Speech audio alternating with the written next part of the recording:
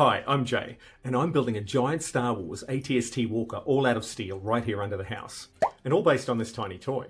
In this video series, I'll show you how you can easily make a set of blueprints for a project like this. I'll show you some great tips and tricks to improve your fabrication and welding skills. Make sure you stay to the end. I make a pretty epic mistake. Now I do solve the problem, but it still doesn't work out too well for me. However, it works out great for one really lucky Star Wars fan. Come check it out.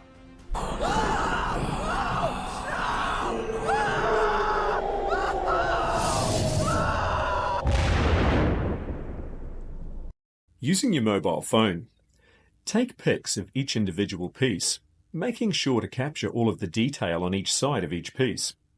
These images form the basis of your blueprints, so take extra shots of the more complicated pieces. This will help to prevent your measurements from getting too messy later on, and it will make them much easier to read while you're building. Next, print out your images. Printouts are great because paper is cheap and easy to draw on. And it's easy to print out a new one if anything happens to it. Phones and tablet screens, on the other hand, they're easily ruined by sparks and impact accidents in the workshop.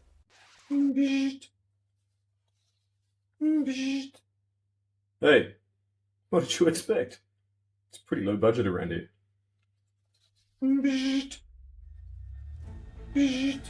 Helpful tip. Keep your printouts in body part groups.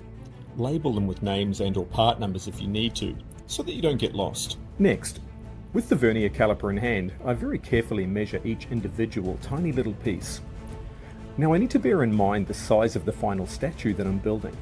It will be 12 times the size of this tiny toy, and so every measurement needs to be multiplied by 12.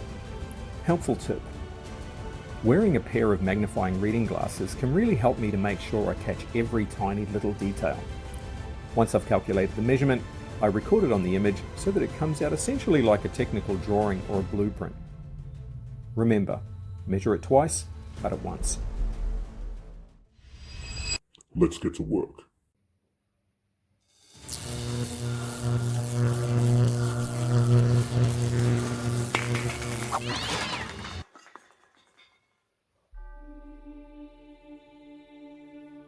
Sorry, mate. I'm sorry. That's got to leave a mark. I'm sure we can glue that back on. Sorry, bud. These are the basic hand tools that I'll be using for this project. And since accuracy is key to the success of a project like this, make sure that all of your measurement tools are in good condition and are easy to read. Make sure your squares are actually square. If they're not, adjust them or replace them. Also, make sure that your marking out tools, your fine line marker and your scriber are nice and sharp and are in good condition. I'll be using this little Rossi TIG welder that I picked up online for about $260. It's got a high frequency start button. I think that's all I'll need for this project.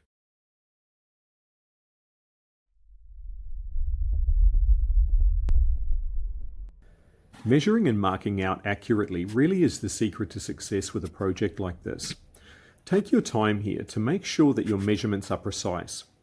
Use a scriber or fine line marker to make sure that your lines are as fine or as narrow as possible. When you make a cut, whether it be with a cutting disc on a grinder, a pair of shears, or a guillotine, aim to run that blade right up against the edge of that scribed line, but not through it.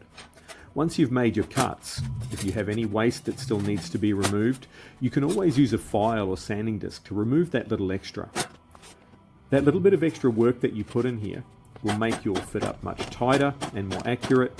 Your welds will be cleaner, faster and smoother. You will reduce the amount of weld distortion and save yourself a ton of time cleaning up later.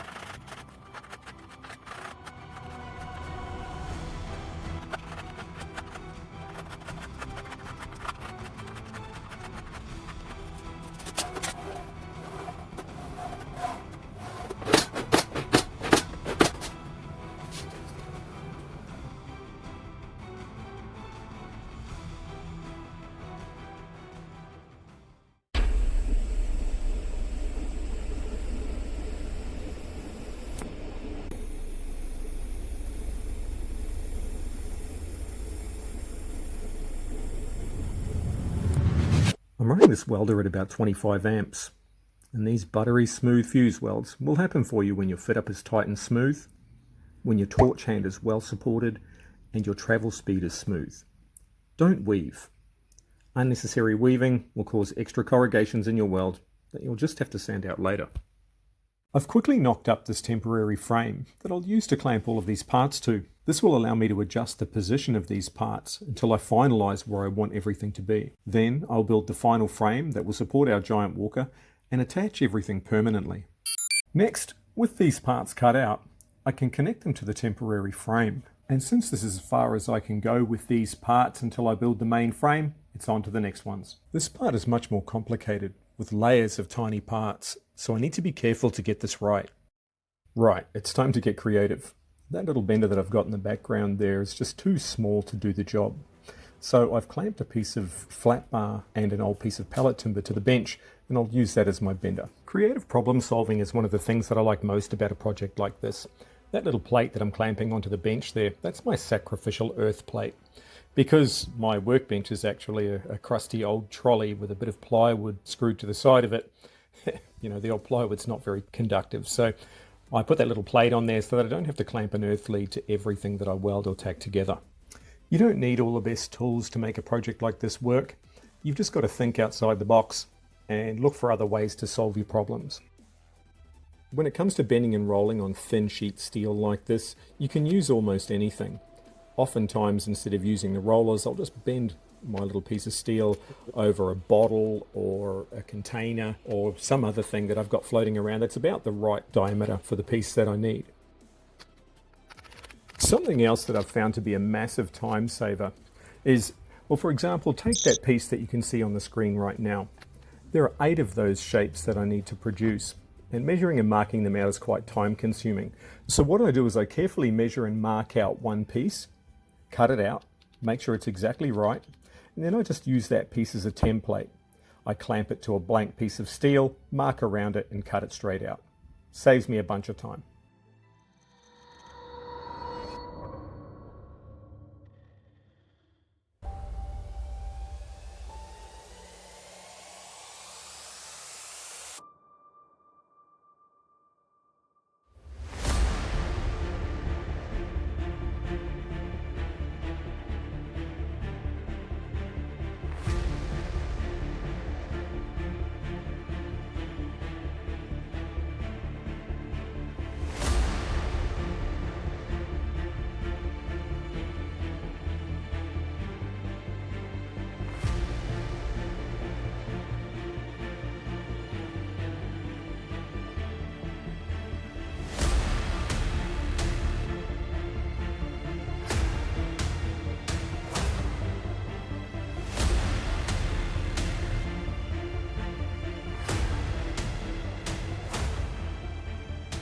Traveling through hyperspace ain't like dusting crops, boy.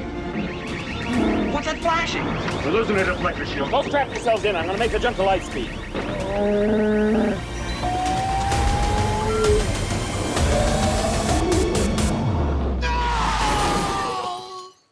Right, so because I'm a complete noob at this whole video editing thing, I have somehow managed to accidentally delete the footage I had of the frame build for the legs.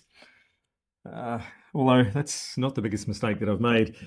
Look, I'll show you some time-lapse footage of me putting the legs together, and once you've watched that, I'll explain how perhaps this giant ATST could be yours, because it can't be mine.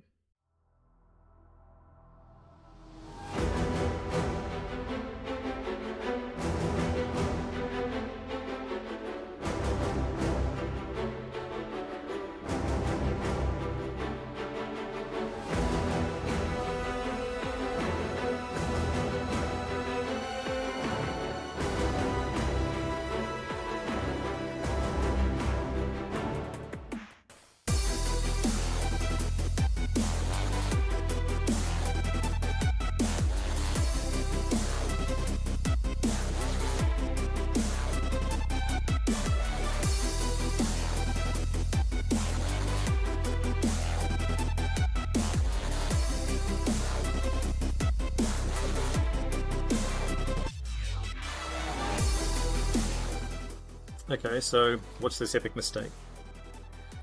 You see, when I originally measured the model, I was so eager to get started that I hadn't really considered the final position of the finished statue. Now that might seem a bit silly, but honestly I was really just focused on the technical side of the build, and I hadn't really considered the final sort of action stance, if you like, of the statue. Combine that with the fact that, I made it so big that it would barely fit in the house, and I was left with no room for error. Anyway, so I was sitting under the house, feeling pretty happy with myself, thinking about how cool it would be to have this giant ATST in my house. Then it hit me. It had been staring at me the whole time, but somehow I still managed to miss it. It was so obvious. From the front, the tiny plastic toy looks great. It looked like an ATST, just like off the movie. But from the side, its posture was all wrong. It didn't look like a menacing war machine that was about to go and zap some rebel scum. Not at all. It kind of looked like it was parked and maybe about to take a dump. It was in that moment that my heart sank. I knew right then and there that I wasn't going to own a giant ATST at all. You see, there was no way I could afford to start again, and there was absolutely no way I was going to build an ATST that, looked like it was all parked up, about to back one out. So really I was left with only one option. Raise the angle of the legs and chassis, and lift the overall height. Now this simply means that this giant statue won't fit in my house anymore, and so I'll need to find it a new forever home. And so as you can see, the old plan is a bit lame, and the new plan, although awesome, just isn't going to fit in the house anymore. Mate, how are ya? I was just heading out. You have failed me for the last time. This can't be good. So once complete, I've decided to auction this beast off, and one lucky Star Wars fan will get to own this massive walker. Hey, maybe it could be you. Now maybe you're the kind of person that would prefer to make one of these yourself. And if so, make sure to subscribe to the channel. I'll not only be posting more videos from this build, but I'll also be posting detailed videos of some of the cool metal forming techniques like hydroforming and hammer forming that I'll be using to make some of the crazy shapes needed for these monster projects that I have planned. For those of you that would like some extra support with your projects, or would like special access to mine, you can click on the Buy Me a Coffee link in the description below, where you can get extra perks like early access to videos I post, longer more detailed videos of the build, and even a VIP group chat where we can discuss all of the details of my projects and yours. There's still a ton of work to go on this project, so make sure once you've subscribed, you watch one of these videos.